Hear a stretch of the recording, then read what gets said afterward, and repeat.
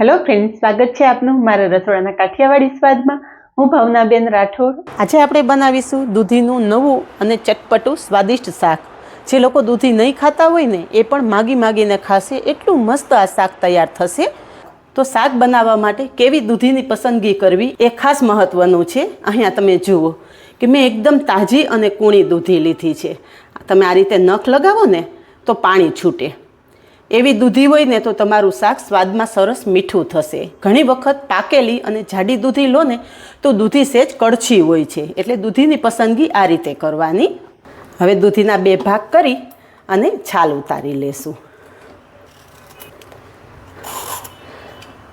ઘરમાં વડીલોને તો દૂધીનું શાક ભાવતું જ હોય છે, પણ બાળકોને દૂધીનું શાકનું નામ પાડો ને ત્યાં મોઢા બગાડતા હોય છે. પણ તમે આ રીતે જો દૂધીનું શાક બનાવશો ને તો વીકમાં 2 નહીં 4 વખત બાળકો તમને દૂધીના શાકની ફરમાઈશ કરે. અહીંયા દૂધીની છાલ ઉતારી લીધી છે.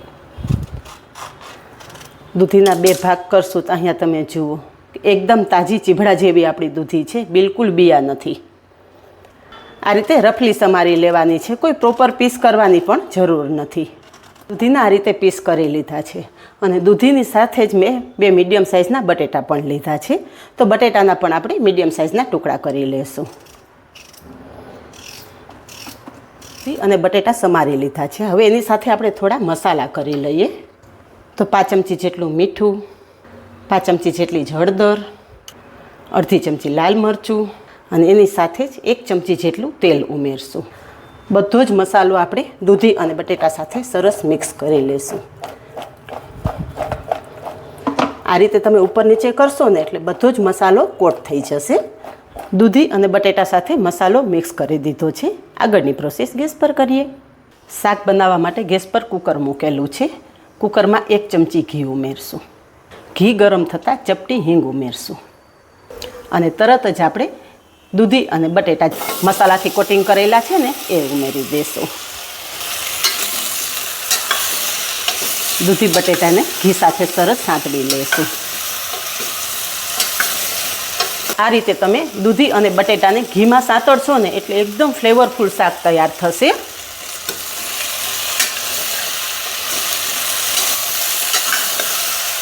બંને સામગ્રી ઘી સાથે એકદમ સરસ સાંતળી લીધી છે અને મસ્ત સુગંધ પણ આવી રહી છે.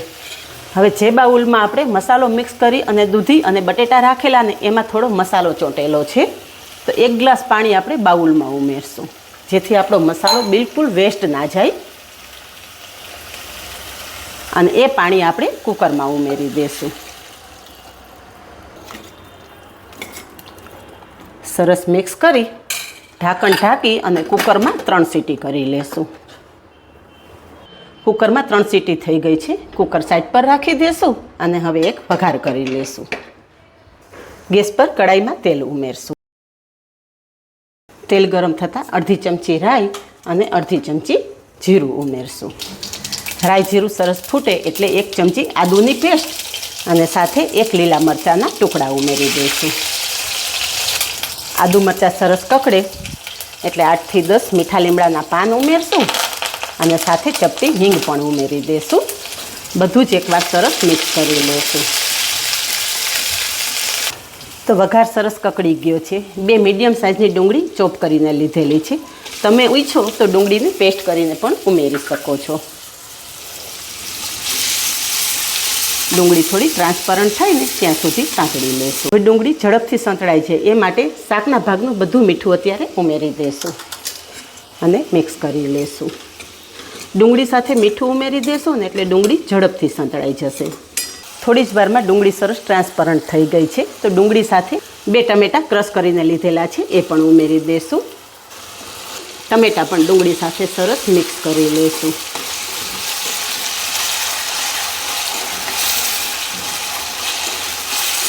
ડુંગળી ટમેટાં સરસ મિક્સ થઈ ગયા છે. તો હવે મસાલા કરી લઈએ. તો અત્યારે 2.5 ચમચી લાલ મરચું પાવડર ઉમેરી રહી છું. લાલ મરચું પાવડર તમારા ટેસ્ટ મુજબ ઉમેરી શકો છો, પણ આ શાક થોડું તીખું અને ચટપટું વધારે સરસ લાગશે. અડધી ચમચી હળદર ઉમેરશું અને 1 ચમચી ધાણા જીરું પાવડર. મીઠું આપણે પહેલાં ઉમેરી દીધું છે. બધા જ મસાલા આપણે ડુંગળી ટમેટાં સાથે સરસ મિક્સ કરી લઈશું. ડુંગળી ટમેટામાંથી તેલ છૂટું પડે ત્યાં સુધી સરસ સાંતળી લેશું. થોડી વાર ઢાંકણ ઢાંકી દઈશું જેથી ડુંગળી ટમેટાં પરફેક્ટ સંતળાઈ જાય અને બધું જ તેલ છૂટું પડી જાય. ડુંગળી ટમેટાં સંતળાય ને ત્યાં સુધીમાં કુકરમાં હવા પણ રિલીઝ થઈ ગઈ છે. ચેક કરી લઈએ. અહીં અમે પાઉંભાજી મેસર લીધું છે તો પાઉંભાજી મેસરથી આ રીતે મેશ કરી લેશું. પાણી કાઢવાની કોઈ જરૂર નથી. આપણે પ્રમાણસર પાણી ઉમેરીને જ દૂધી અને બટેટા બાફેલા છે. તો અહીંયા જુઓ કે દૂધી બટેટા એકદમ સરસ મેશ થઈ ગયા છે. અને આ બાજુ કડાઈમાં જોઈએ તો તમે જોઈ શકો છો કે બધું જ તેલ છૂટું પડી ગયું છે અને ડુંગળી ટમેટાં એકદમ મસ્ત સંતળાઈ ગયા છે. તો હવે જે મેશ કરી રાખેલા દૂધી અને બટેટા છે એ કડાઈમાં ઉમેરી દઈશું